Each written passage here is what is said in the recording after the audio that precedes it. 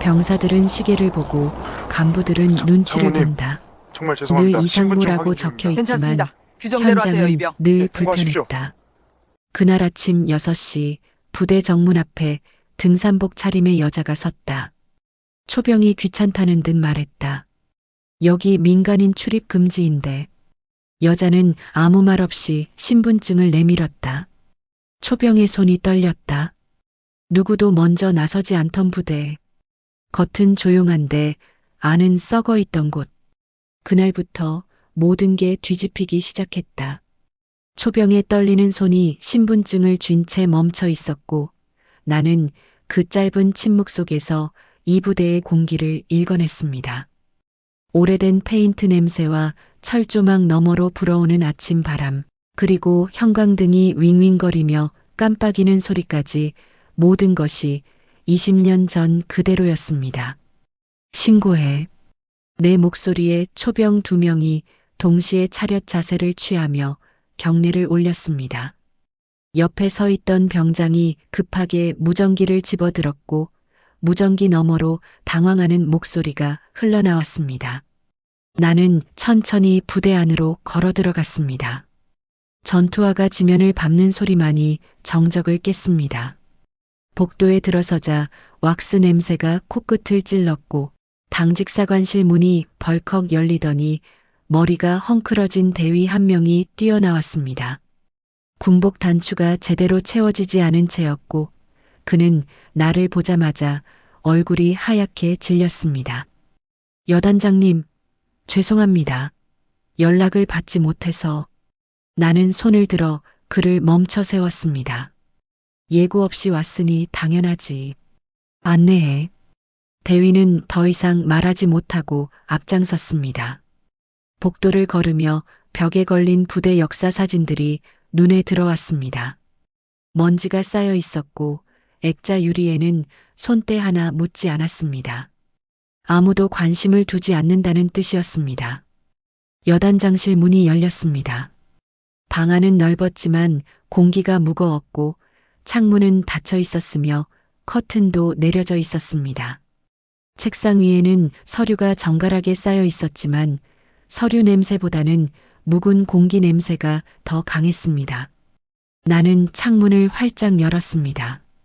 찬바람이 방 안을 휘감으며 커튼을 흔들었고 대위는 그 바람에 움찔하며 한 발짝 뒤로 물러섰습니다. 언제 부임하신다고 들으셨습니까? 대위가 조심스럽게 물었고 나는 창밖을 바라보며 짧게 대답했습니다.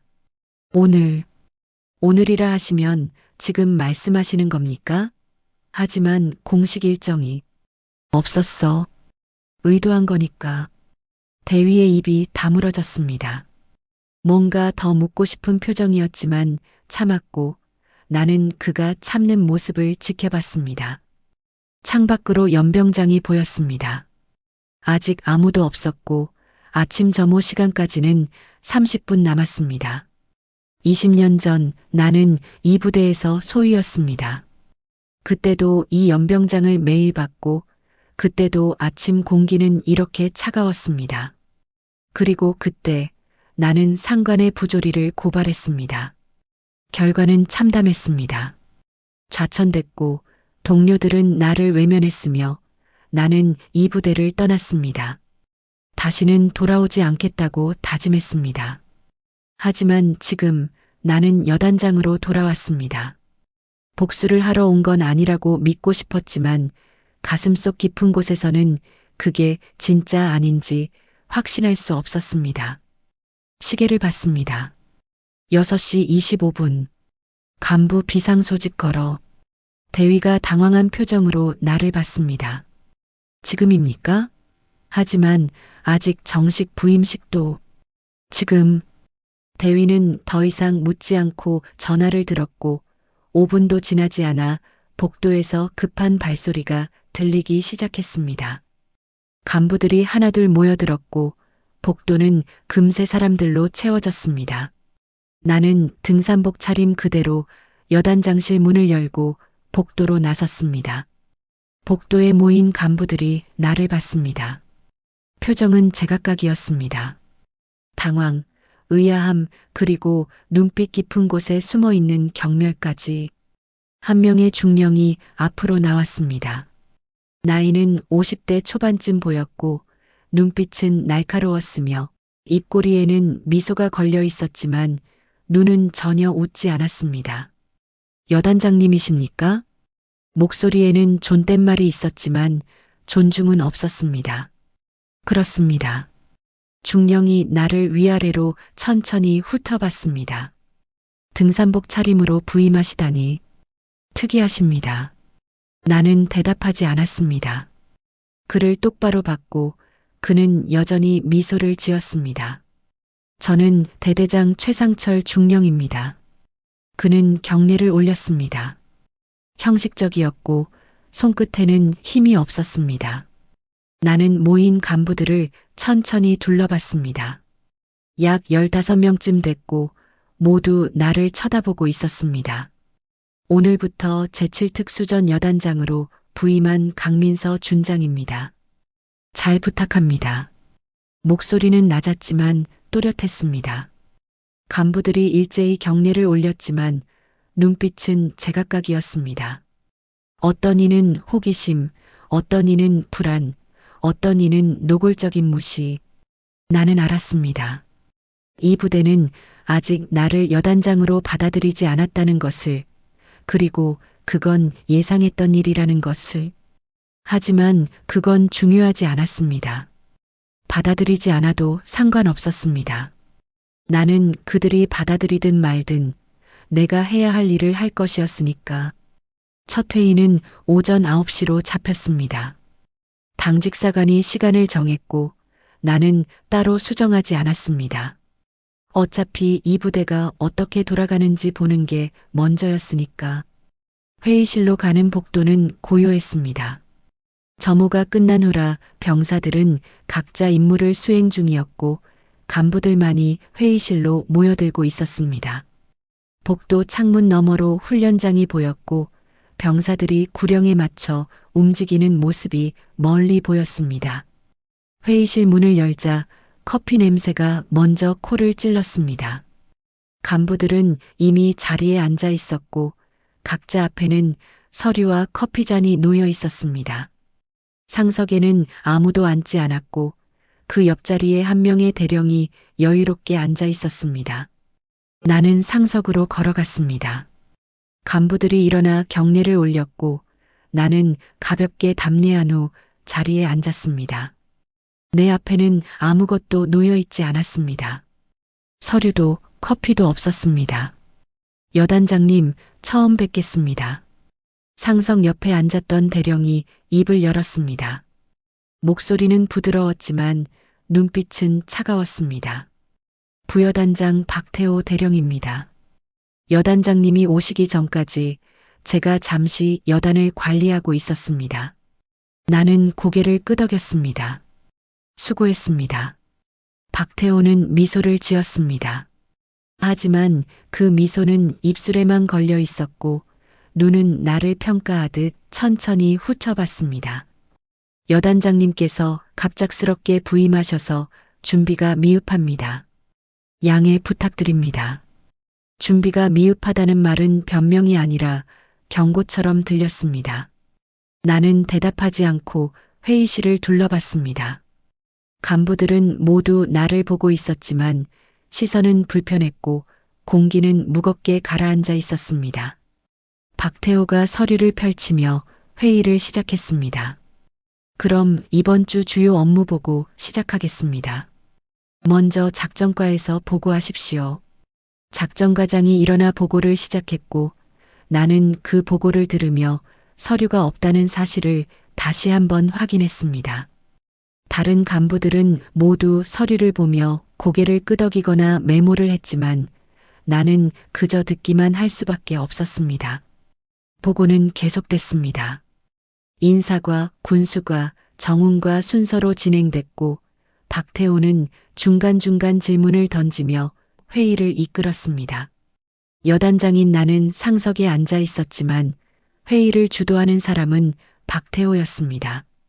최상철 중령이 작전 보고를 마치자 박태호가 고개를 끄덕이며 말했습니다. 수고했습니다. 여단장님, 혹시 질문 있으십니까? 모든 시선이 나에게 쏠렸습니다. 박태호는 여전히 미소를 짓고 있었고 최상철은 눈빛에 비웃음을 담고 있었습니다. 나는 천천히 입을 열었습니다. 서류를 보지 못했는데 다시 한번 설명해 주시겠습니까? 작전과장이 당황한 표정으로 박태호를 쳐다봤습니다. 박태호는 손을 들어 그를 진정시키며 내게 말했습니다. 아, 죄송합니다. 여단장님께 서류가 전달되지 않았군요. 제가 미처 챙기지 못했습니다. 사과는 형식적이었고 목소리에는 미안함이 없었습니다. 오히려 서류 없이도 이해하셔야 하는 거 아닙니까? 라는 뉘앙스가 깔려 있었습니다. 괜찮습니다. 다음부터는 미리 준비해 주시기 바랍니다. 나는 짧게 말하고 다시 침묵했습니다. 박태호는 고개를 끄덕이며 회의를 계속 진행했습니다. 회의는 1시간 넘게 이어졌습니다. 그동안 나는 한마디도 하지 않았고 간부들은 점점 더 나를 의식하지 않기 시작했습니다.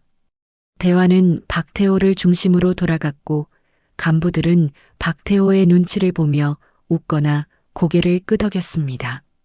회의실 창문 밖으로 햇빛이 비쳤지만 회의실 안은 여전히 어두웠습니다. 형광등은 켜져 있었지만 빛이 약했고 공기는 답답했습니다. 마지막으로 인사 문제입니다. 박태호가 서류를 한 장 꺼내 들었습니다. 다음 주 월요일 일병 윤수혁에 대한 징계위원회가 열립니다. 상급자 폭행 혐의로 영창 처분이 검토 중입니다. 나는 처음으로 박태호의 말을 끊었습니다. 상급자 폭행? 박태호가 나를 봤습니다. 눈빛이 날카로워졌습니다. 네, 여단장님.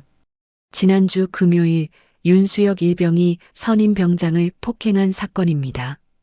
이유는 뭡니까? 그건 아직 조사 중입니다. 박태호의 목소리가 약간 굳었습니다. 나는 그를 똑바로 쳐다봤습니다. 조사 중인데 징계위원회가 열린다는 건 순서가 맞지 않는 것 같은데. 회의실이 조용해졌습니다. 간부들이 서로 눈치를 보기 시작했고 박태호는 잠시 침묵했습니다. 그리고는 다시 미소를 지었습니다. 여단장님 말씀이 맞습니다. 하지만 이미 일정이 잡혀 있어서 물론 여단장님께서 원하시면 일정을 조정할 수 있습니다. 그 말 속에는 하지만 굳이 그러실 필요 있습니까? 라는 의미가 담겨 있었습니다. 나는 고개를 끄덕였습니다. 일정은 그대로 진행하십시오. 대신 제가 직접 참관하겠습니다. 박태호의 미소가 살짝 굳었습니다. 알겠습니다. 회의가 끝나고 간부들이 하나둘 자리를 떴습니다. 나는 자리에 그대로 앉아 창밖을 바라봤습니다. 훈련장에서 병사들이 여전히 구령에 맞춰 움직이고 있었고 햇빛은 그들의 땀을 반짝이게 만들었습니다.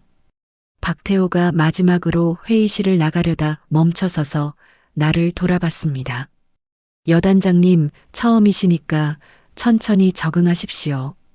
이 부대는 오랫동안 제가 관리해 왔고 나름의 시스템이 있습니다. 나는 그를 봤습니다. 그의 눈빛은 차갑고 단호했습니다. 시스템이 있다는 건 좋은 일입니다. 하지만 시스템이 잘못됐다면 바꿔야겠죠. 박태호는 더 이상 웃지 않았습니다. 그렇습니다. 그는 경례를 올리고 회의실을 나갔습니다. 문이 닫히는 소리가 복도에 울렸고 나는 다시 창밖을 바라봤습니다. 20년 전 나는 이 부대에서 가장 약한 사람이었습니다. 소위였고 아무 힘도 없었습니다. 그래서 고발했지만 오히려 내가 무너졌습니다. 하지만 지금은 다릅니다. 이번에는 내가 별을 달고 있고 내가 여단장입니다. 그리고 이번에는 무너지지 않을 것입니다. 오후 2시 나는 등산복 차림 그대로 부대 순찰에 나섰습니다. 당직사관이 수행을 하겠다고 했지만 거절했고 혼자 병영 내부로 걸어 들어갔습니다. 햇빛이 뜨거웠고 모래바닥에서 올라오는 열기가 군화 밑창을 달궜습니다. 병사들은 각자 임무를 수행 중이었습니다.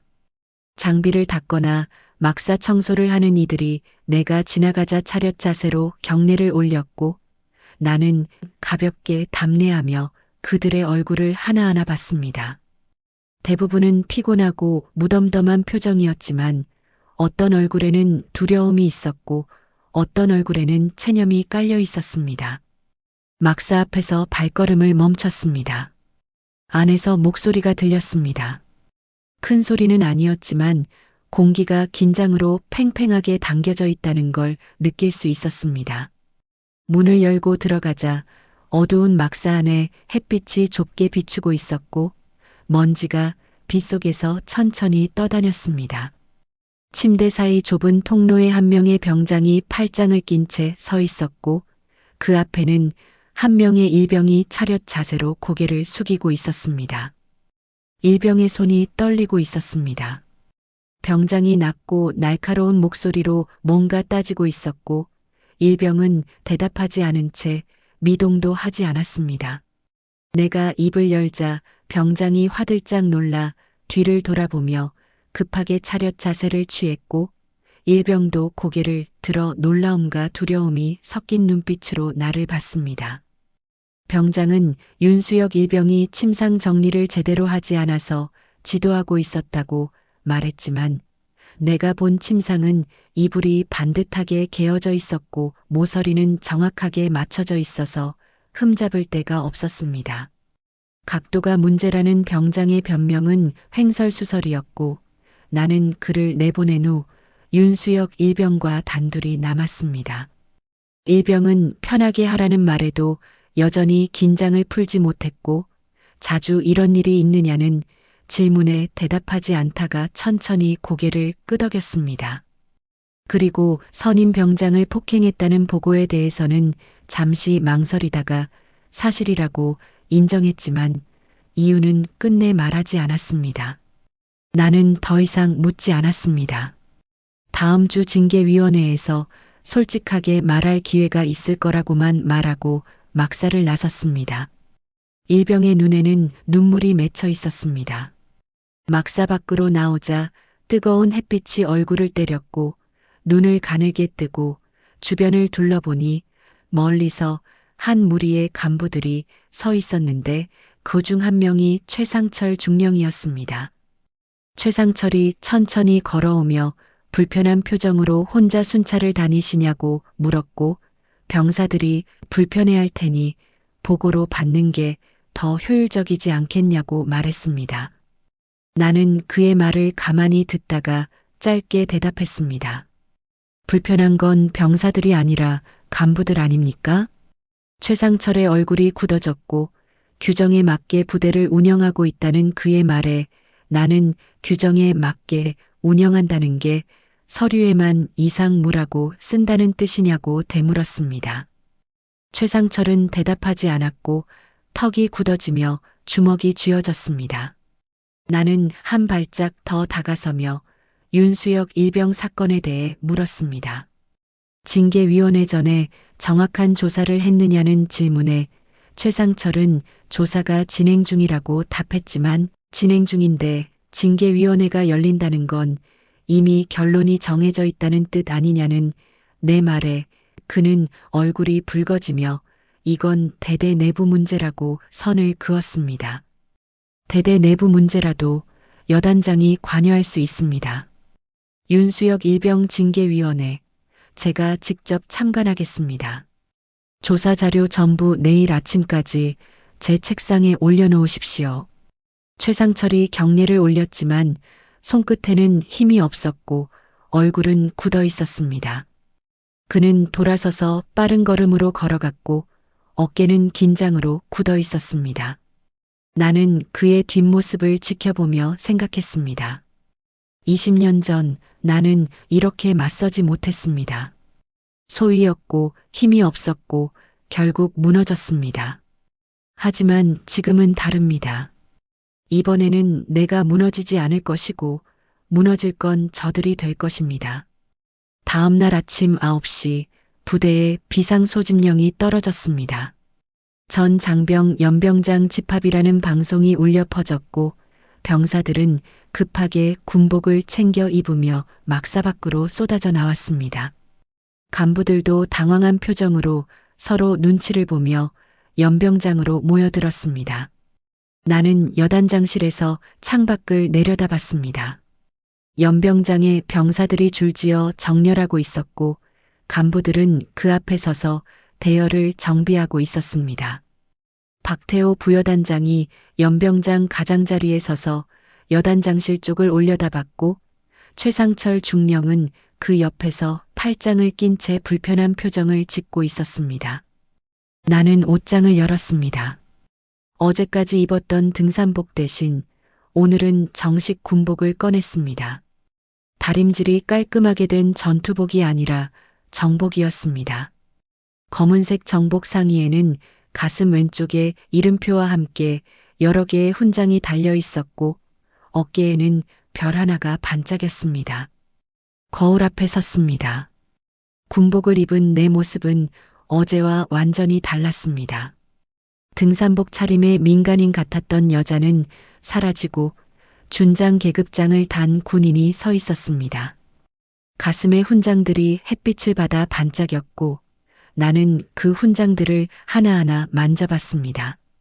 무공훈장, 화랑무공훈장, 그리고 국가유공자 훈장까지. 20년 전 이 부대를 떠날 때 나는 소위였고 가슴에는 아무것도 달려있지 않았습니다. 하지만 지금은 다릅니다. 연병장으로 내려갔습니다.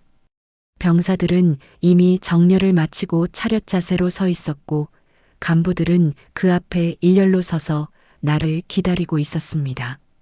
내가 연병장에 들어서자 모든 시선이 나에게 쏠렸고 웅성거리던 소리가 순식간에 잠잠해졌습니다. 박태호가 앞으로 나와 경례를 올렸습니다. 표정은 여전히 여유로웠지만 눈빛은 약간 불안해 보였습니다. 최상철은 그 뒤에 서서 나를 쳐다봤고 입술이 굳어 있었습니다. 나는 단상으로 걸어 올라갔습니다. 군화 소리가 나무 계단을 밟으며 울렸고 단상 위에 서자 부대 전체가 한눈에 들어왔습니다. 수백 명의 병사들과 수십 명의 간부들이 모두 나를 올려다보고 있었습니다. 마이크를 잡았습니다. 스피커에서 작은 잡음이 울렸고 나는 천천히 입을 열었습니다. 제7특수전 여단 장병 여러분, 저는 어제 부임한 강민서 준장입니다. 목소리가 연병장에 울려 퍼졌습니다. 병사들은 미동도 하지 않았고 간부들은 서로 눈치를 보기 시작했습니다. 어제 저는 등산복을 입고 이 부대에 들어왔습니다. 많은 분들이 의아해했을 겁니다. 왜 여단장이 등산복을 입고 왔을까? 왜 미리 연락하지 않았을까? 잠시 침묵이 흘렀습니다. 바람이 불어와 깃발을 흔들었고 깃발이 펄럭이는 소리만이 들렸습니다. 이유는 간단합니다. 이 부대의 진짜 모습을 보고 싶었기 때문입니다.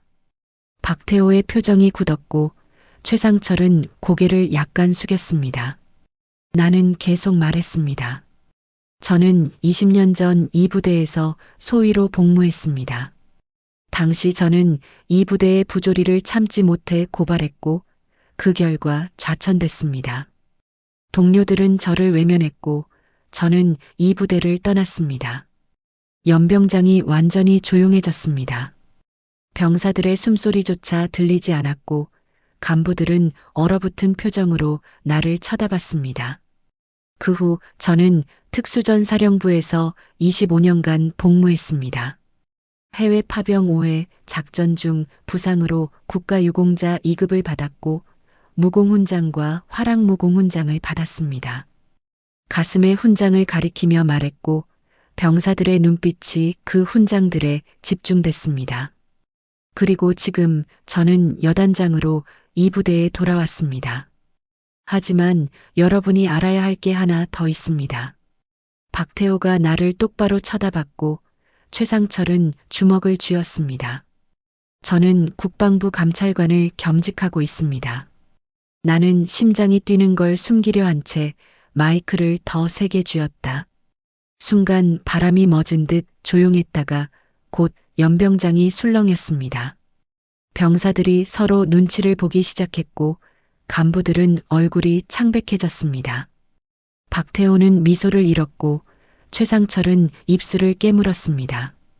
이 부대에 부조리가 있다면 저는 그것을 바로잡을 것입니다. 부당한 일이 있다면 저는 그것을 멈추게 할 것입니다. 그리고 잘못된 것이 있다면 저는 그것을 응징할 것입니다. 목소리는 낮았지만 단호했고 연병장 구석구석까지 울려 퍼졌습니다. 앞으로 이 부대는 달라질 것입니다. 규정은 서류가 아니라 현장에서 지켜져야 하고 명령은 권력이 아니라 책임이어야 합니다. 그리고 무엇보다 이 부대는 서로를 괴롭히는 곳이 아니라 서로를 지키는 곳이어야 합니다. 박태호와 최상철을 똑바로 쳐다봤습니다. 두 사람은 시선을 피하지 않았지만 눈빛은 흔들리고 있었습니다. 여러분, 이제부터는 다릅니다. 마이크를 내려놓고 단상에서 내려왔습니다. 연병장은 여전히 조용했고 병사들은 차렷 자세를 유지한 채 나를 지켜봤습니다. 간부들은 아무 말도 하지 못했고 박태호는 표정을 잃은 채 멍하니 서 있었습니다. 나는 박태호 앞을 지나쳤습니다. 그는 경례를 올렸지만 손이 떨리고 있었습니다. 여단장실로 돌아가는 길 뒤에서 웅성거리는 소리가 들렸습니다. 병사들이 서로 속삭이고 간부들이 당황해하는 소리였습니다. 나는 돌아보지 않았습니다. 게임은 이미 시작됐고 이제는 끝까지 가는 일만 남았습니다. 오후 3시 여단장실 문을 노크하는 소리가 들렸습니다. 들어오라는 말에 문이 열리며 한 명의 소령이 들어왔습니다. 30대 중반쯤 보이는 얼굴에는 진지함이 깔려 있었고 손에는 두꺼운 서류 뭉치를 들고 있었습니다. 여단장님, 작전참모 김재훈 소령입니다. 경례를 올리며 그가 말했고 나는 답례한 후 의자를 가리켰습니다. 그는 조심스럽게 앉았고 서류를 책상 위에 내려놓았습니다. 윤수혁 일병 사건 조사 자료입니다. 최상철 중령께서 제출하라고 지시하셨습니다. 나는 서류를 펼쳤습니다. 사건 경위서, 목격자 진술서, 피해자 진술서가 차례대로 정리되어 있었습니다. 하지만 읽어 내려가면서 이상한 점들이 눈에 들어왔습니다. 목격자 진술이 모두 동일한 문장으로 작성되어 있었고 피해자인 선임 병장의 진술은 지나치게 상세한 반면 윤수혁 일병의 진술은 단 2줄에 불과했습니다. 이게 전부입니까? 김재훈 소령이 잠시 망설이다가 고개를 끄덕였습니다. 공식적으로는 그렇습니다. 공식적으로는 그 말 속에 다른 의미가 담겨 있다는 걸 알 수 있었습니다. 나는 서류를 덮고 그를 똑바로 봤습니다. 비공식적으로는요? 김재훈 소령이 입술을 깨물었습니다. 잠시 침묵이 흘렀고 창밖에서 들려오는 훈련 구령 소리만이 방 안을 채웠습니다. 그는 고민하는 표정으로 나를 쳐다보다가 조심스럽게 입을 열었습니다. 여단장님, 20년 전 그 사건 알고 계십니까? 가슴이 철렁했습니다. 20년 전 사건, 내가 고발했던 그 일을 말하는 것이었습니다. 어떤 사건을 말하는 겁니까? 김재훈 소령이 주변을 살피며 목소리를 낮췄습니다. 당시 소위 한 명이 상관의 병영 비리를 고발했다가 좌천된 사건입니다. 그 소위가 여단장님이시지 않습니까? 나는 대답하지 않았습니다. 다만 그를 계속 쳐다봤고 그는 그 침묵을 긍정으로 받아들였습니다. 저는 그 사건 이후에 이 부대에 왔습니다. 하지만 부대 안에서는 여전히 그 이야기가 돌고 있었습니다. 누군가 정의를 외쳤다가 오히려 무너졌다는 이야기가. 김재훈 소령이 서류 뭉치 아래에서 또 다른 파일 하나를 꺼냈습니다. 얇은 파일이었지만 표지에는 대회비라는 도장이 찍혀 있었습니다. 이건 제가 개인적으로 조사한 자료입니다. 공식 보고서에는 없는 내용입니다. 파일을 펼치자 사진 몇 장이 나왔습니다. 윤수혁 일병의 얼굴을 찍은 사진이었는데 왼쪽 뺨에 멍이 들어 있었고 입술이 터져 있었습니다. 다음 사진에는 일병의 팔목에 난 손가락 자국이 선명하게 보였습니다. 이 사진들은 사건 발생 전날 촬영된 것입니다. 윤수혁 일병은 한 달 넘게 선임들에게 지속적으로 폭행과 가혹행위를 당했습니다. 그리고 사건 당일 일병이 참다 못해 반항했고 그 과정에서 선임 병장이 넘어져 손목을 다쳤습니다. 나는 사진들을 하나하나 넘겨봤습니다. 멍든 얼굴, 터진 입술, 손가락 자국이 남은 팔목. 모든 증거가 일병이 피해자였다는 것을 보여주고 있었습니다. 왜 이게 공식 보고서에 없습니까? 김재훈 소령이 한숨을 쉬었습니다. 최상철 중령이 묻었습니다. 선임 병장이 중령의 측근이거든요. 측근. 그 단어가 모든 걸 설명했습니다. 최상철 중령은 자신의 측근을 지키기 위해 진실을 묻었고 윤수혁 일병을 가해자로 만들었습니다. 그리고 박태호 부여단장도 이 사건을 알고 있습니까? 김재훈 소령이 고개를 끄덕였습니다. 알고 계십니다. 하지만 묵인하셨습니다. 나는 창밖을 봤습니다. 연병장에서 병사들이 훈련하고 있었고 간부들이 그 옆에서 지켜보고 있었습니다. 겉보기에는 평범한 부대의 일상이었지만 그 안에는 부조리와 폭력이 숨어 있었습니다. 김재훈 소령, 왜 저한테 이걸 보여주는 겁니까? 김재훈 소령이 나를 똑바로 쳐다봤습니다. 눈빛에는 간절함이 있었습니다. 저는 바뀌길 바랍니다. 이 부대가, 아니 군 전체가 바뀌길 바랍니다. 20년 전 여단장님께서 그러셨던 것처럼 누군가는 다시 나서야 한다고 생각했습니다. 그리고 이번에는 여단장님께서 무너지지 않으실 거라고 믿습니다. 그의 말이 가슴에 와닿았습니다. 20년 전 나는 혼자였고 무너졌습니다. 하지만 지금은 다릅니다. 적어도 한 명의 동료가 내 편에 서 있었습니다. 박태호 부여단장과 최상철 중령의 관계는 어떻습니까? 김재훈 소령이 조심스럽게 대답했습니다. 긴밀합니다. 최상철 중령은 박태호 부여단장의 후배이고 부여단장의 지시를 받아 대대를 운영하고 있습니다. 실질적으로 이 부대는 박태호 부여단장이 장악하고 있습니다. 그리고 박태호 부여단장은 20년 전 그 사건과 연관이 있습니까? 김재훈 소령이 잠시 망설이다가 고개를 끄덕였습니다. 있습니다. 당시 여단장님을 좌천시킨 상관이 한 명 있었는데 박태호 부여단장은 그분의 직속 부하였습니다. 그 라인이 지금까지 이어져 내려온 겁니다. 모든 퍼즐이 맞춰졌습니다. 20년 전 나를 무너뜨린 라인이 여전히 이 부대를 장악하고 있었고 박태호는 그 라인의 핵심이었습니다. 그리고 그들은 여전히 같은 방식으로 부대를 운영하고 있었습니다. 나는 파일을 덮었습니다. 손이 떨렸지만 목소리는 차분하게 유지했습니다. 김재훈 소령, 이 자료를 복사해서 제 책상에 올려놓으십시오. 그리고 윤수혁 일병 징계위원회가 열리기 전까지 추가로 조사할 수 있는 게 있으면 모두 확보하십시오. 김재훈 소령이 일어서며 경례를 올렸습니다. 알겠습니다, 여단장님. 그가 문을 나서려는 순간 나는 다시 한번 물었습니다. 소령, 위험할 수도 있습니다. 그래도 하시겠습니까? 김재훈 소령이 돌아서서 나를 봤습니다.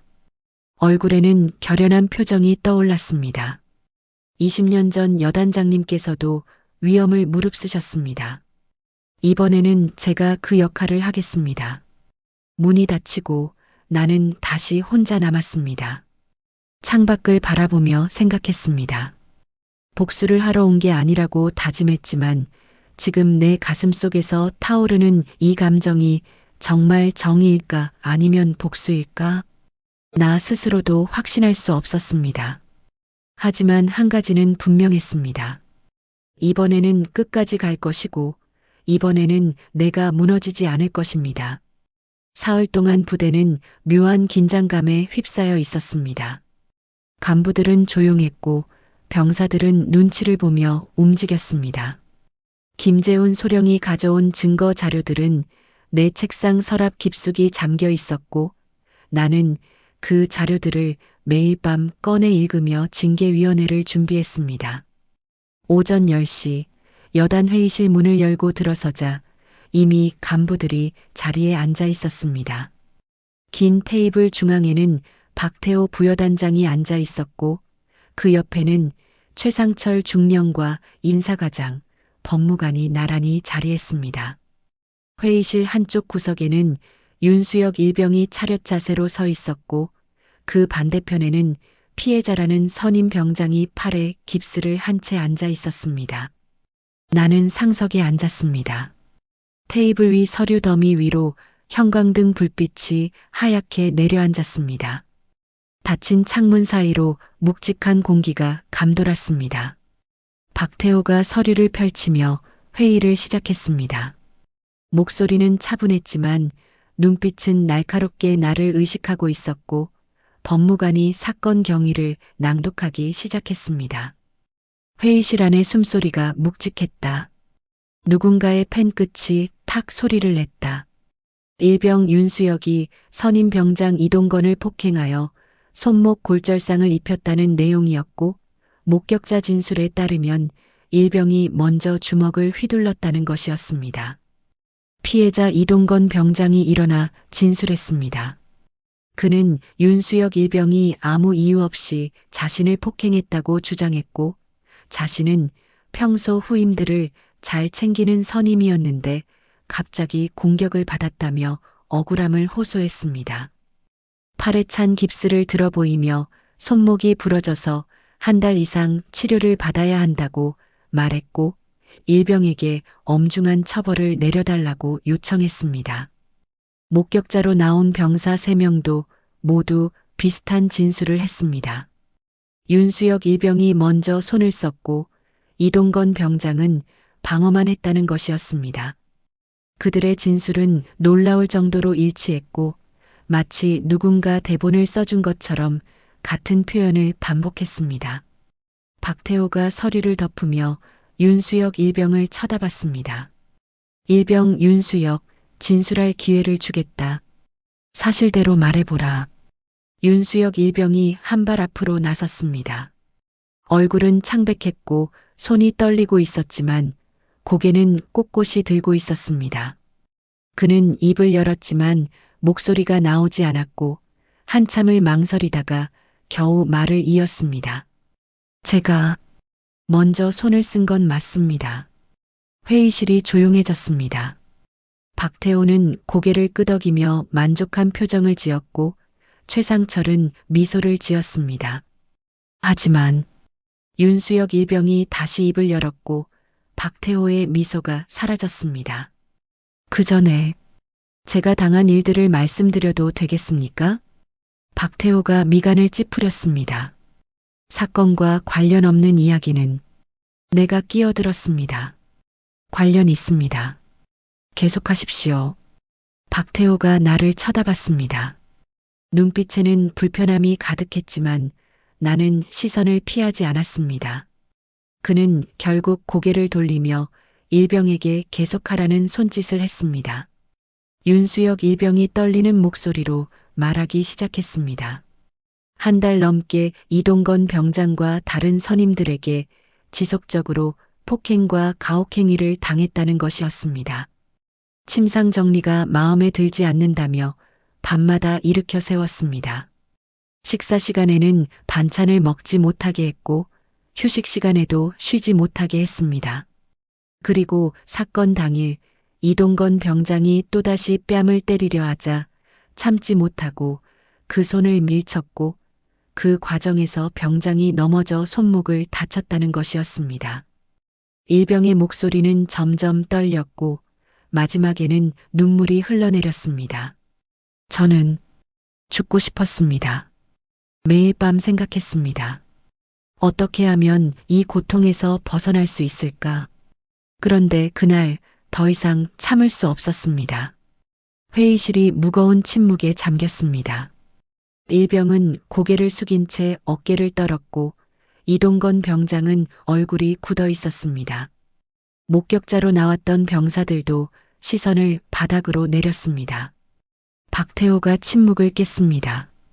일병 윤수혁, 그 주장을 뒷받침할 증거가 있나? 윤수혁 일병이 고개를 들었지만 대답하지 못했습니다. 증거가 없다는 뜻이었습니다. 증거 없는 주장은 받아들일 수 없다. 법무관, 의견은? 법무관이 서류를 넘기며 차분하게 말했습니다. 객관적 증거가 부족하고 목격자 진술이 일치하므로 윤수혁 일병의 폭행 사실은 명백하다는 것이었습니다. 징계 수위는 영창 15일이 적정하다고 의견을 냈습니다. 박태호가 고개를 끄덕이며 나를 봤습니다. 여단장님, 의견 있으십니까? 나는 잠시 침묵했습니다. 회의실의 모든 시선이 나에게 쏠렸고 형광등 소리만이 윙윙거리며 정적을 채웠습니다. 박태호는 여유로운 표정이었고 최상철은 입꼬리를 살짝 올리고 있었습니다. 그들은 이미 승리를 확신하고 있었습니다. 김재훈 소령, 들어오십시오. 내 말에 회의실 문이 열리며 김재훈 작전 참모가 들어왔습니다. 손에는 두꺼운 파일을 들고 있었고 박태호의 표정이 굳어지기 시작했습니다. 김재훈 소령이 파일을 탁 내려놓았다. 회의실이 순간 조용해졌다. 그는 말없이 사진을 꺼내 테이블 위에 펼쳤다. 윤수혁 일병의 얼굴 사진이었습니다. 왼쪽 뺨에 멍이 들어 있었고 입술이 터져 있었으며 다음 사진에는 팔목에 손가락 자국이 선명하게 남아 있었습니다. 또 다른 사진에는 등과 옆구리에 멍 자국이 찍혀 있었습니다. 이 사진들은 사건 발생 전날과 일주일 전에 촬영된 것입니다. 그리고 이것은 지난 한 달간 윤수혁 일병이 의무실을 방문한 기록입니다. 김재훈 소령이 또 다른 서류를 내밀었고 그 서류에는 일병이 7번이나 의무실을 찾았다는 기록이 적혀 있었습니다. 타박상, 찰과상, 근육통이라는 진단명이 반복됐고 의무병의 소결란에는 외상의심이라는 메모가 여러 차례 적혀 있었습니다. 박태호의 얼굴이 창백해졌고 최상철은 주먹을 쥐었습니다. 이동건 병장은 시선을 피했고 목격자들은 고개를 숙였습니다. 그리고 이것은 추가 목격자 진술입니다. 김재훈 소령이 마지막 서류를 꺼냈습니다. 같은 생활관에서 근무하는 다른 병사들의 진술이었고 그들은 윤수혁 일병이 지속적으로 괴롭힘을 당했다고 증언했습니다. 밤마다 일으켜 세우고 식사를 제대로 못하게 하고 쉬는 시간에도 쉬지 못하게 했다는 내용이었습니다. 나는 박태호를 똑바로 쳐다봤습니다. 부여단장님, 이 증거들을 보시면 사건의 전모가 명확해집니다. 윤수혁 일병은 가해자가 아니라 피해자였고 이동건 병장의 부상은 일병의 정당방위 과정에서 발생한 것입니다.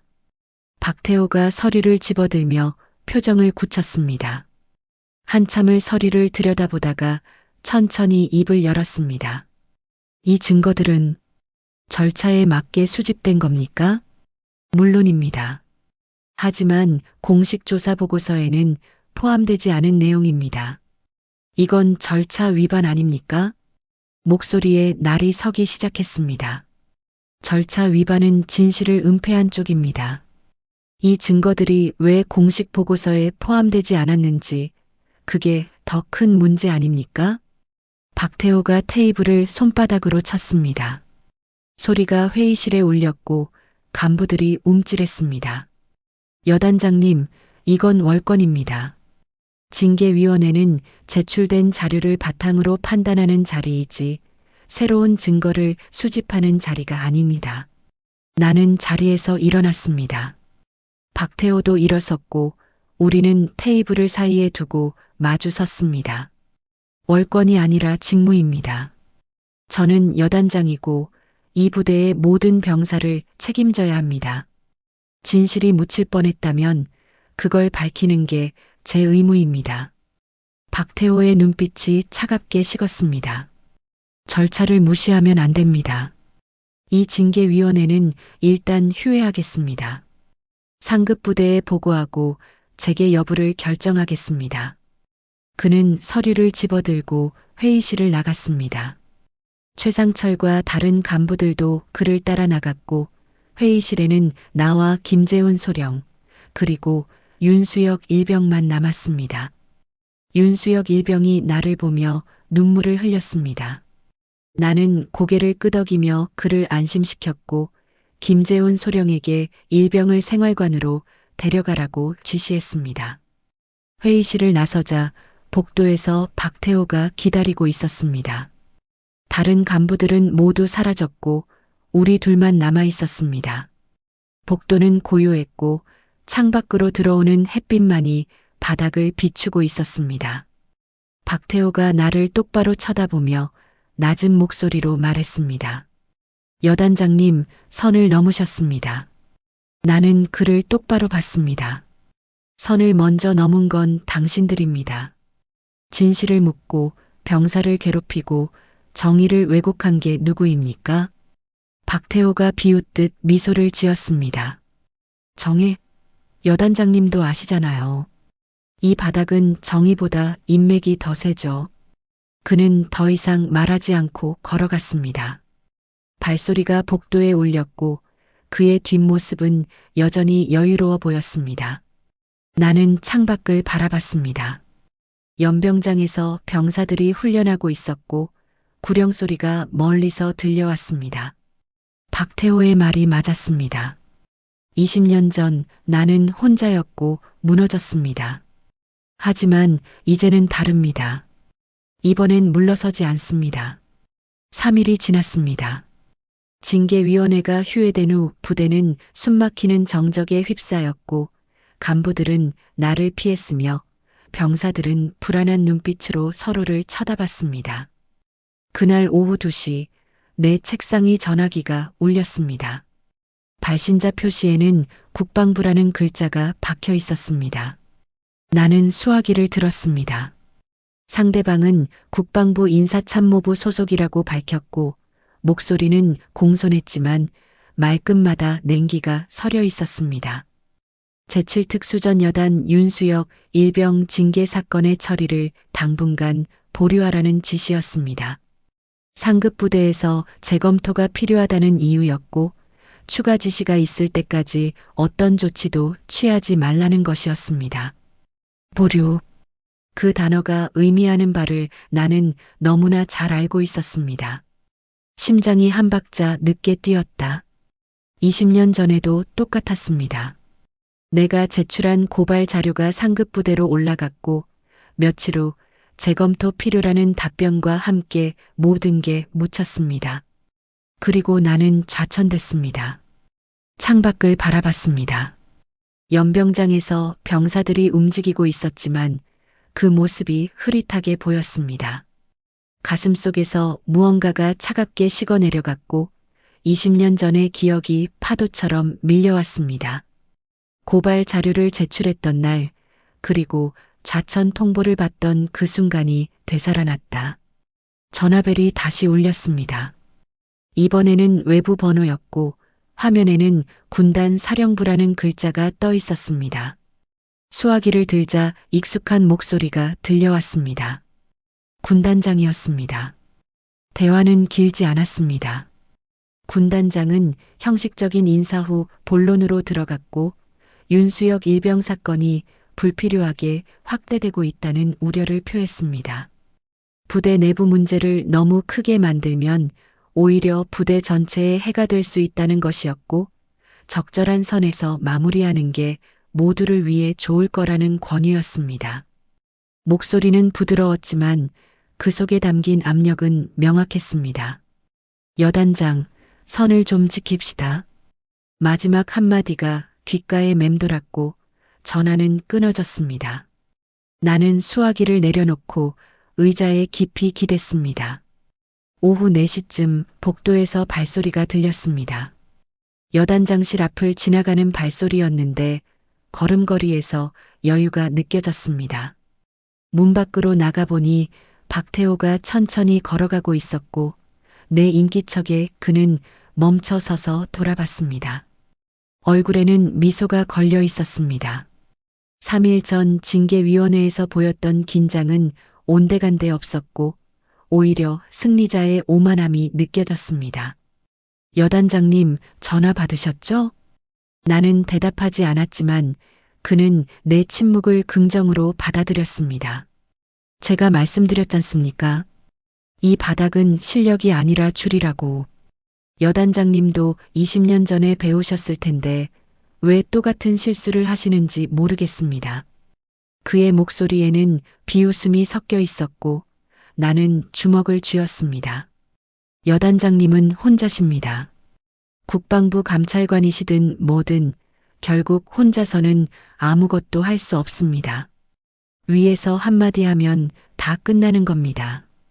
박태호는 더 이상 말하지 않고 걸어갔습니다. 나는 그 뒷모습을 지켜보다가 여단장실로 돌아왔습니다. 책상에 앉아 창밖을 바라봤습니다. 해가 서쪽으로 기울고 있었고 그림자가 길게 늘어져 연병장을 뒤덮고 있었습니다. 가슴 속에서 무력감이 차올랐고 20년 전의 기억이 다시 한번 떠올랐습니다. 그때도 나는 이렇게 혼자였습니다. 정의를 외쳤지만 아무도 들어주지 않았고 결국 나만 무너졌습니다. 그리고 지금 역사가 반복되고 있었습니다. 오후 6시 김재훈 소령이 급하게 여단장실로 들어왔습니다. 얼굴은 창백했고 손에는 서류 한 장을 쥐고 있었습니다. 숨을 몰아쉬며 그는 서류를 내 책상 위에 내려놓았습니다. 국방부 공문이었습니다.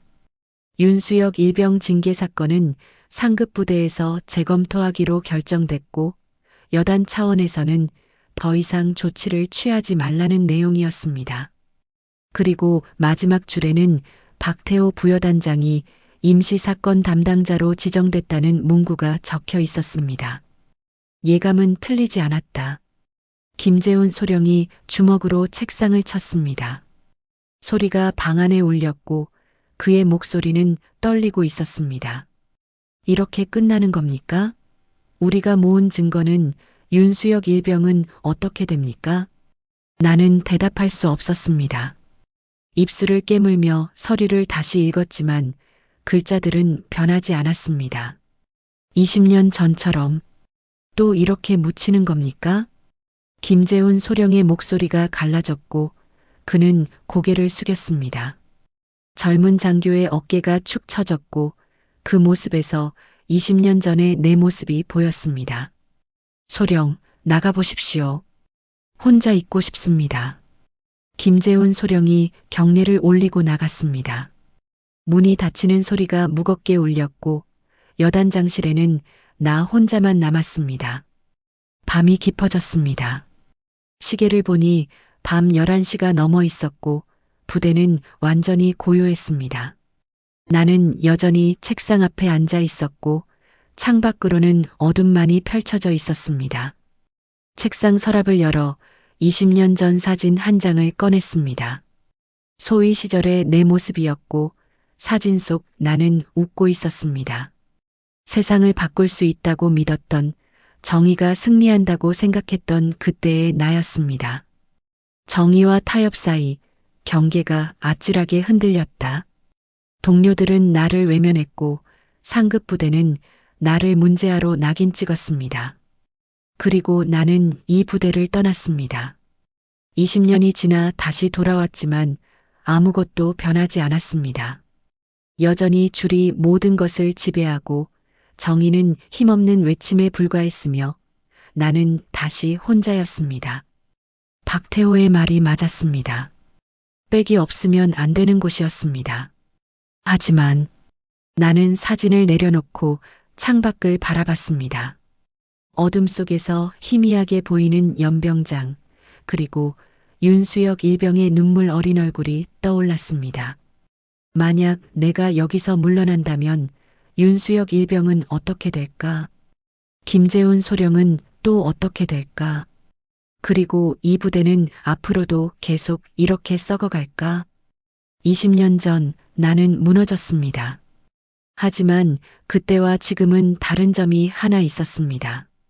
그때 나는 포기했지만 지금은 아직 포기하지 않았습니다. 책상 서랍 깊숙한 곳에서 오래된 명함 한 장을 꺼냈습니다.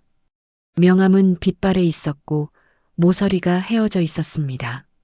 하지만 거기 적힌 이름은 여전히 선명했습니다. 육군 참모총장 최진혁 대장. 20년 전 내가 좌천될 때 찾아왔던 그 대령이었습니다. 당시 그는 내게 말했습니다. 미안하다. 내가 힘이 없어서 막지 못했다. 하지만 언젠가 기회가 되면 꼭 갚겠다. 그 후 나는 그와 연락하지 않았습니다. 민폐를 끼치고 싶지 않았고 그저 혼자 힘으로 살아가고 싶었습니다. 하지만 지금 이 순간만큼은 달랐습니다. 나 혼자의 문제가 아니었습니다. 윤수역 일병, 김재훈 소령, 그리고 이 부대의 모든 병사들이 걸려 있었습니다. 명함을 손에 쥐고 한참을 망설였습니다. 전화기를 보고 명함을 보고 다시 창밖을 봤습니다. 박태호의 말이 계속 맴돌았습니다. 이 바닥은 줄이다. 백이 있어야 한다. 그렇다면 나도 백을 쓰는 수밖에 없었습니다. 하지만 그게 정말 옳은 일일까? 시계는 자정을 넘어서고 있었고 나는 여전히 명함을 쥔 채 망설이고 있었습니다. 새벽 6시 나는 결심했습니다. 명함을 쥔 손이 떨렸지만 더 이상 망설일 수 없었습니다. 윤수역 일병의 눈물 어린 얼굴이 떠올랐고 김재훈 소령의 절망스러운 목소리가 귓가에 맴돌았습니다. 이번에는 무너지지 않겠다고 다짐했던 내 자신과의 약속도 있었습니다. 전화기를 들고 명함에 적힌 번호를 눌렀습니다. 20년 만에 누르는 번호였고 연결음이 울리는 동안 가슴이 두근거렸습니다. 3번의 신호음 후 전화가 연결됐고 익숙하면서도 낯선 목소리가 들려왔습니다. 짧은 통화였습니다. 나는 상황을 설명했고 상대방은 조용히 들었습니다. 심장이 조용히 쿵 하고 내려앉았다. 긴 침묵이 흘렀고 그 침묵 속에서 나는 거절당할지도 모른다는 두려움을 느꼈습니다. 하지만 마침내 들려온 대답은 간단했습니다. 거기서 대기하라. 1시간 안에 가겠다. 전화를 끊고 창밖을 바라봤습니다. 동쪽 하늘이 붉게 물들기 시작했고 새벽 점호를 위해 병사들이 하나둘 연병장으로 모여들고 있었습니다. 평범한 아침이었지만 오늘은 모든 것이 바뀔 것이었습니다. 20년 전 그날이 떠올랐습니다.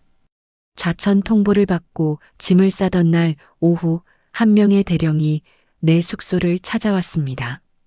최진혁 대령이었고 그는 내 앞에 앉아 한참을 아무 말도 하지 않았습니다. 그리고 마침내 입을 열었을 때 그의 목소리는 떨리고 있었습니다. 미안하다는 말, 자신의 힘이 부족해서 막지 못했다는 말 하지만 언젠가 기회가 되면 꼭 갚겠다는 약속. 그 약속을 잊고 살았다. 하지만 그는 잊지 않았다. 소위였던 나를 기억했고 준장이 된 나를 여전히 기억하고 있었습니다. 그리고 지금 육군 참모총장이 된 그는 1시간 안에 이곳으로 오겠다고 했습니다. 오전 8시 30분 부대는 평소와 다름없이 돌아가고 있었습니다. 박태호는 여유로운 표정으로 부여단장실에 앉아 있었고 최상철은 대대 사무실에서 웃으며 전화 통화를 하고 있었습니다. 그들은 이미 승리를 확신했고 나는 더 이상 위협이 되지 않는다고 생각했습니다. 김재훈 소령만이 여단장실 앞 복도를 오가며 불안한 표정을 짓고 있었고 나는 그에게 연병장으로 가서 대기하라고 지시했습니다. 이유를 묻는 그에게 나는 곧 알게 될 거다. 라고만 말했습니다. 오전 8시 50분 멀리서 희미한 소리가 들렸습니다. 헬기 소리였다. 점점 가까워지고 있었다. 나는 창문으로 다가가 하늘을 올려다봤습니다.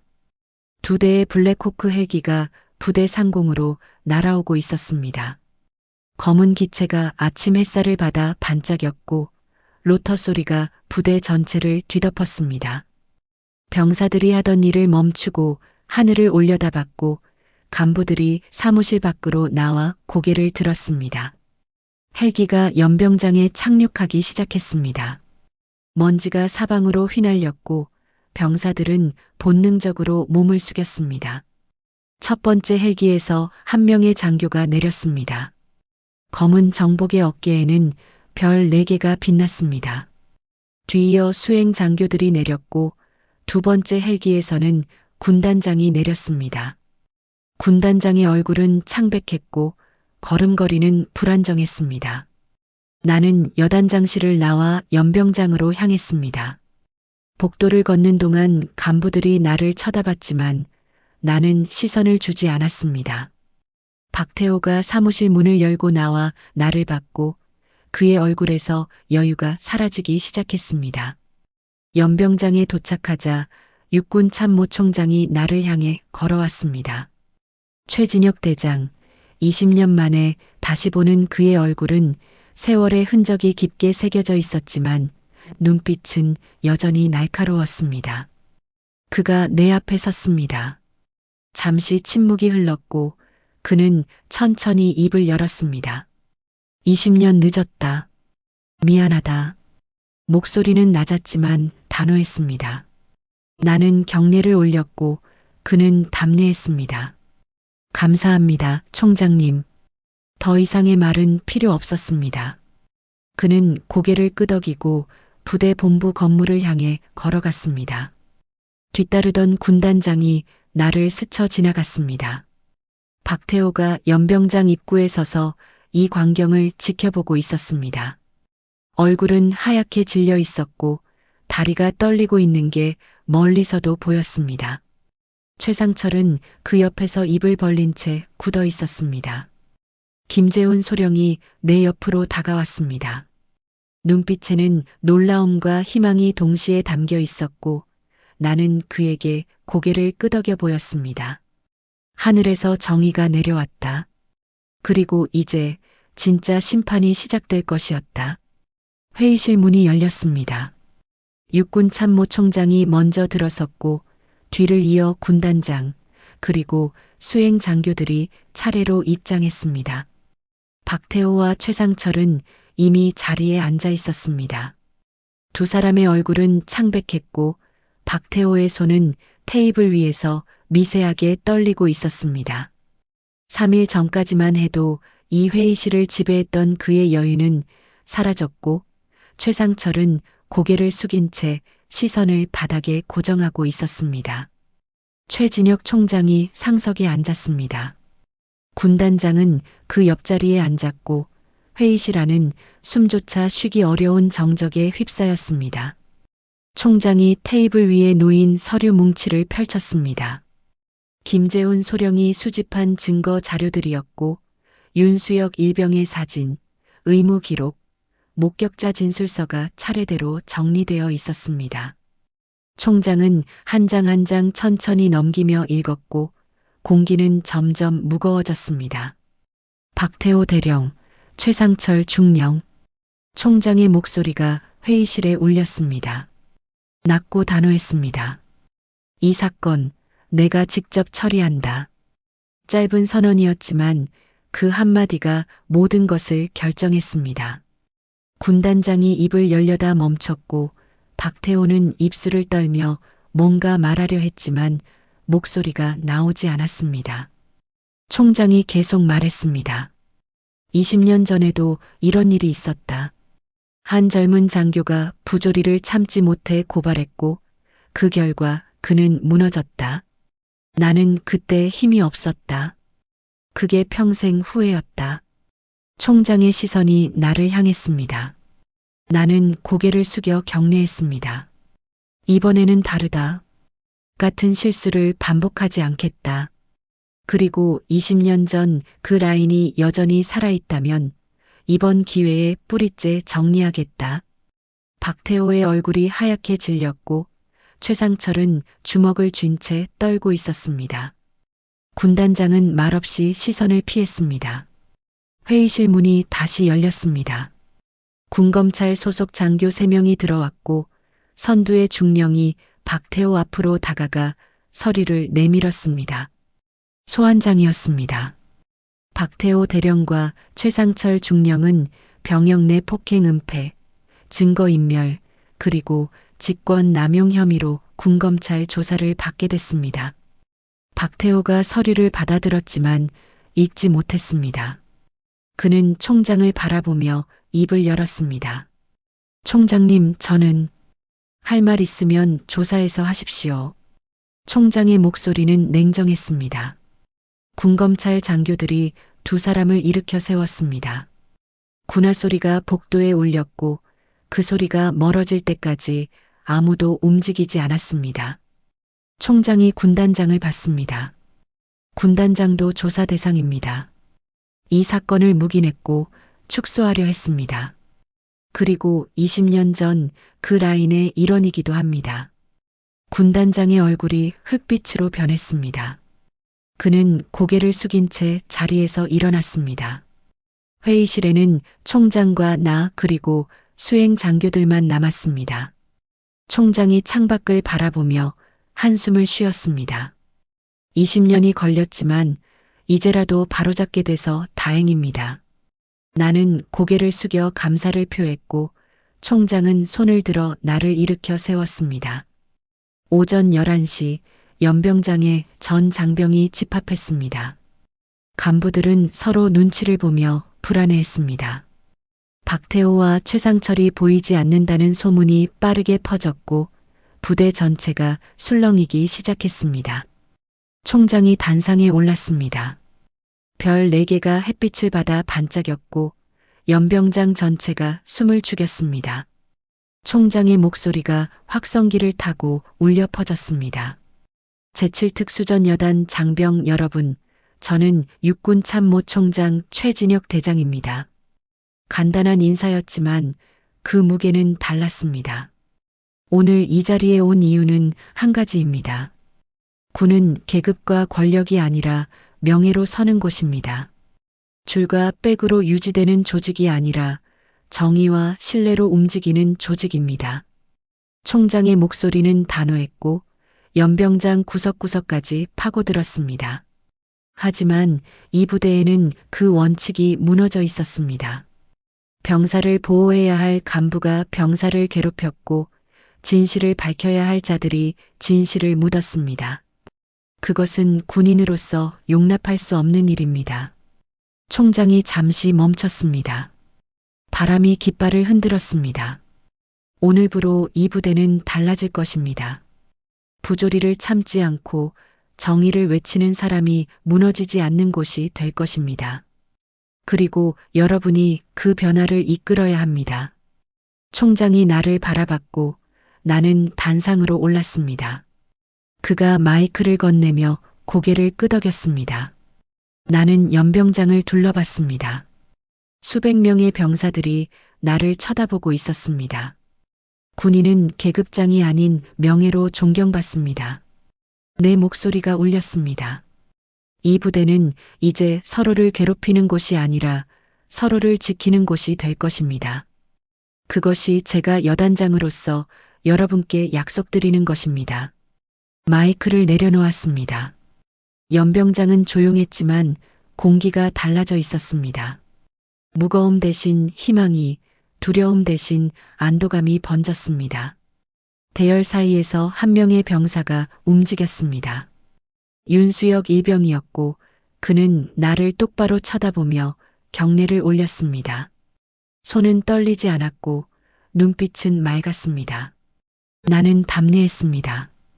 그 순간 20년 전 지키지 못했던 것을 이번에는 지켰다는 확신이 들었습니다.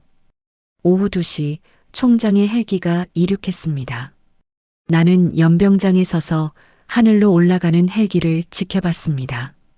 총장이 떠나기 전 마지막으로 했던 말이 떠올랐습니다. 자네가 있어 든든하다.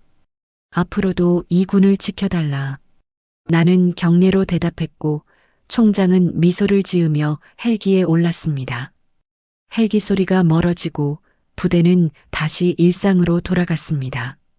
하지만 모든 것이 달라져 있었습니다. 병사들의 표정, 간부들의 태도, 그리고 부대를 감싸는 공기까지. 김재훈 소령이 내 옆으로 다가왔습니다. 여단장님, 해내셨습니다. 나는 고개를 끄덕였지만 아직 끝이 아니라는 걸 알고 있었습니다. 박태호와 최상철은 무너졌지만 진짜 싸움은 이제부터였다. 한 달이 지났습니다. 부대는 완전히 달라져 있었습니다. 아침 점호 시간, 연병장에 선 병사들의 표정이 달라졌고 간부들은 병사들과 눈을 맞추며 대화했습니다. 작은 변화들이 모여 부대의 공기를 바꿔놓았습니다. 새로운 부여단장이 부임했습니다. 정직하고 원칙적인 사람이었고 첫 회의에서 그는 명확하게 선을 그었습니다. 부조리는 용납하지 않는다. 병사는 보호받아야 한다. 간부들은 긴장했지만 병사들은 안도했습니다. 윤수혁 일병은 상병이 됐습니다. 징계는 취소됐고 오히려 모범 병사로 추천됐습니다. 며칠 전 그를 우연히 마주쳤을 때 그는 후임에게 침상 정리를 가르치고 있었습니다. 목소리는 다정했고 표정은 환했습니다. 피해자였던 병사가 이제는 누군가를 지키는 선임이 되어 있었습니다. 토요일 오전 나는 마지막으로 부대를 순찰했습니다. 병영, 훈련장, 막사를 돌아보며 20년 전의 기억을 떠올렸습니다. 그때 나는 소위였고 아무 힘도 없었습니다. 부조리를 고발했지만 오히려 내가 무너졌고 이 부대를 떠나야 했습니다. 그때 나는 다짐했습니다. 다시는 이곳에 돌아오지 않겠다. 하지만 인생은 예상을 비껴갔습니다. 20년이 지나 나는 여단장으로 돌아왔고 이번에는 무너지지 않았습니다. 지키지 못했던 것을 지켰고 바로잡지 못했던 것을 바로잡았습니다. 연병장 한가운데 서서 하늘을 올려다봤습니다. 구름 한 점 없는 맑은 하늘이었고 햇빛이 따스하게 얼굴을 비쳤습니다. 그때는 지키지 못했습니다. 하지만 이번에는 지켰습니다. 그것으로 충분했습니다. 오후 2시 윤수혁 상병이 여단장실 문을 노크했습니다. 여단장님, 전출 가신다는 소식 들었습니다. 나는 고개를 끄덕였습니다. 국방부 복귀 명령이 떨어졌고 다음 주면 이 부대를 떠납니다. 인사드리러 왔습니다. 여단장님 아니었으면 저는 아마. 윤수혁 상병의 목소리가 떨렸습니다. 나는 손을 들어 그를 멈춰 세웠습니다. 자네가 용기를 냈기 때문이야. 나는 그 용기를 지켜준 것뿐이지. 그가 고개를 숙였습니다. 어깨가 떨렸지만 눈빛은 단단했습니다. 이제 자네가 지킬 차례야. 후임들을 잘 챙기고 이 부대가 다시 예전으로 돌아가지 않게 해. 윤수혁 상병이 경례를 올렸습니다. 명심하겠습니다, 여단장님. 그의 손은 따뜻했고 더 이상 떨리지 않았습니다. 오후 4시 김재훈 소령이 마지막 인사를 하러 왔습니다. 여단장님께서 보여주신 것들 평생 잊지 않겠습니다. 나는 그의 어깨를 가볍게 쳤습니다. 이제 자네 차례야. 내가 떠나도 부대는 계속 돌아간다. 자네가 지켜야 해. 그가 고개를 끄덕였습니다. 정의는 소리 없이 오지만 반드시 온다는 걸 배웠습니다. 우리는 마주보며 경례를 올렸습니다. 세대는 이어지고 있었습니다. 내가 지킨 것을 그가 이어갈 것이고 그가 지킨 것을 또 다른 누군가가 이어갈 것입니다. 그렇게 정의는 계속될 것입니다. 월요일 아침, 나는 다시 등산복을 입었습니다.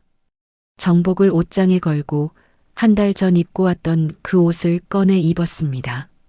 거울 앞의 모습은 같았지만 내면은 달라져 있었습니다. 짐은 많지 않았습니다. 책 몇 권, 개인 물품, 그리고 서랍 깊숙이 간직했던 사진 한 장. 소위 시절의 내 모습이 담긴 그 사진을 지갑 속에 넣었습니다. 이제는 그 사진을 봐도 아프지 않았습니다. 부대 정문으로 걸어갔습니다. 아침 햇살이 따스했고 철조망 너머로 연병장이 보였습니다. 병사들이 점호를 마치고 각자 임무지로 향하고 있었고 간부들이 그들을 지켜보고 있었습니다. 평범한 아침이었지만 평화로웠습니다. 초병이 나를 보자 바른 자세로 경례를 올렸습니다. 나는 답례하고 정문을 나섰습니다. 몇 걸음 걸어가다 뒤를 돌아봤습니다. 제7특수전 여단이라는 간판이 햇살에 반짝이고 있었습니다. 20년 전 나는 억울하게 떠났고 한 달 전 준장으로 돌아왔으며 지금은 스스로의 뜻으로 떠나고 있었습니다. 이번에는 달랐습니다. 억울함이 아닌 평온함, 분노가 아닌 안도감이 있었습니다. 나는 복수를 한 것이 아니었습니다. 20년 전 지키지 못한 정의를 이번에는 지켰을 뿐이었습니다. 그리고 그 정의는 이제 내가 없어도 이곳에 남을 것입니다. 앞을 향해 걸었습니다. 등산화 밑창이 포장도로를 두드리는 소리가 조용히 울렸습니다. 아침 공기가 맑고 차분했습니다. 이번에는 뒤돌아보지 않았다. 20년 전 나는 뒤돌아보며 울었지만 지금은 고개를 들고 걸었다. 그것으로 충분했다. 오늘의 이야기는 여기까지입니다. 마지막까지 시청해 주셔서 감사합니다. 아직까지 누르지 않은 분이 계시다면 구독과 좋아요 한번 눌러주시고 어디서 듣고 계신지 이야기를 듣고 어떤 기분이 드셨는지 댓글로 적어주세요. 항상 건강하시고 행복하세요. 감사합니다.